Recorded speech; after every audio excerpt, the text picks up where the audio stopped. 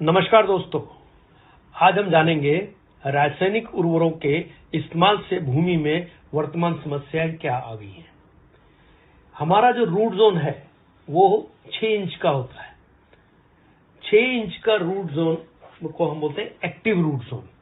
अब ये active root zone के अंदर व्हाइट रूट्स का डेवलपमेंट होता है, इसके नीचे भी जाते हैं पर व्हाइट रूट्स का मैक्सिमम डेवलपमेंट 6 इंच के अंदर होता है। हम अपने जमीन में क्या क्या रासायनिक खादें यूज करते हैं, जैसे कि यूरिया, डीएपी और सुपर फॉस्फेट।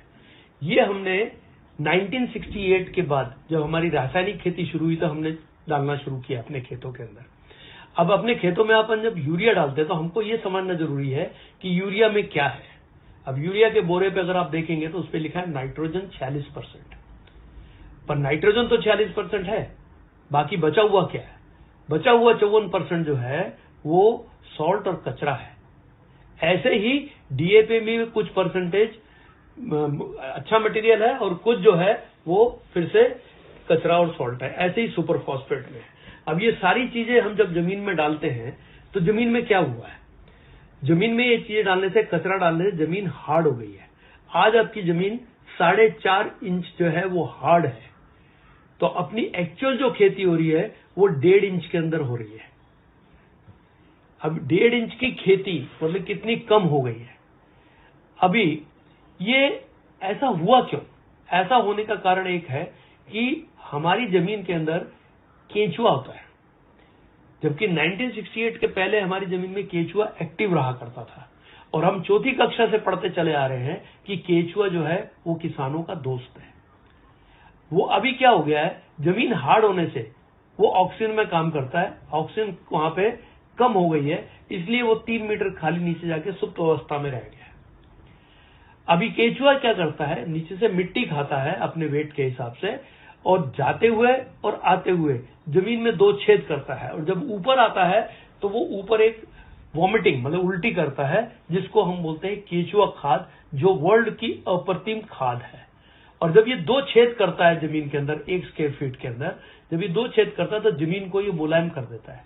जमीन मुलायम होने से क्या होगा कि जमीन के अंदर जो हार्ड पना आ गया है, जिसके कारण ऑक्सीजन कम और कार्बन डाइऑक्साइड बढ़ गई है, वो प्रक्रिया उल्टी हो जाती है। पर अभी क्या हुआ है, जब ऑक्सीजन कम हो गई और कार्बन डाइऑक्साइड बढ़ गई तो जमीन में विषाणु बढ़ गए। अब विषाणुओं के बढ़ने के कारण क्या हुआ, पेस्टिसाइड डालना पड़ा, और जब आप पेस्टिसाइड डाले तो विषाणु तो मरे, साथ साथ में उसके साथ जीवाणु भी मरने शुरू हो गए, क्योंकि जीवाणुओं का मरना मतलब कि जमीन के अंदर बंजरपना होना है। ऐसे जमीन हार्ड होने से, कार्बन डाइऑक्साइड बढ़ने से भी जीवाणु मरे और इसके कारण भी जीवाणु मरे। अभी 1 ग्राम मिट्टी में 20 करोड़ के ऊपर जीवाणु हुआ करते थे 1968 के पहले, और आज ये हालत है कि 1 ग्राम मिट्टी में 1 करोड़ के नीचे चले गए हैं, कहीं कहीं तो 1 लाख के नीचे भी चले गए। और ये जीवाणु जो हैं ये 13 मिनट में मरते हैं, मतलब एक जूनी मरती है, दूसरी जूनी पैदा होती है, और ये भी मिट्टी खाते हैं, और मरने के बाद ये भी क्या बनते हैं, खाद बन जाते हैं। तो 2 प्रक्रिया, एक तो हमारा केंचुआ जो इनएक्टिव हो गया है, और दूसरा हमारे जो जीवाणु का काउंट जमीन में कम होना, मतलब कि जमीन का बंजर होना होता है। इसलिए इसको अगर और ध्यान से देखा जाए तो हमारे जमीन का कंट्रीब्यूशन केवल 3.8% होता है किसी भी पौधे या प्लांट को बढ़ाने के लिए। आप बोलेंगे कि 3.8% होता है तो इतना ज्यादा क्यों बता रहे हैं इसके बारे में? ये ऐसे है जैसे कि हमारे शरीर में एक हार्ट है बहुत छोटा, पर अगर वो कमजोर हो जाए तो मुश्किल हो जाएगी, और अगर वो बंद हो जाए तो राम राम सत्य हो जाएगा। तो ये एक्टिविटी अगर जमीन में नहीं चालू होगी तब तक हमारी जमीन की जो है उर्वर शक्ति कम होती चली जाएगी।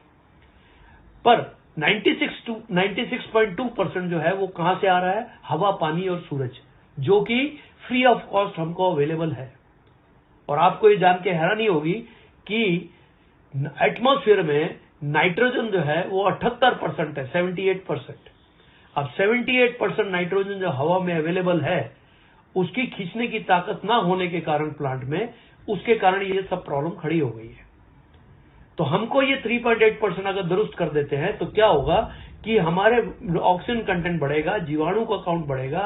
तो जीवाणु का काउंट बढ़ने से क्या होगा, पौधे को खाद ज्यादा मिलेगी।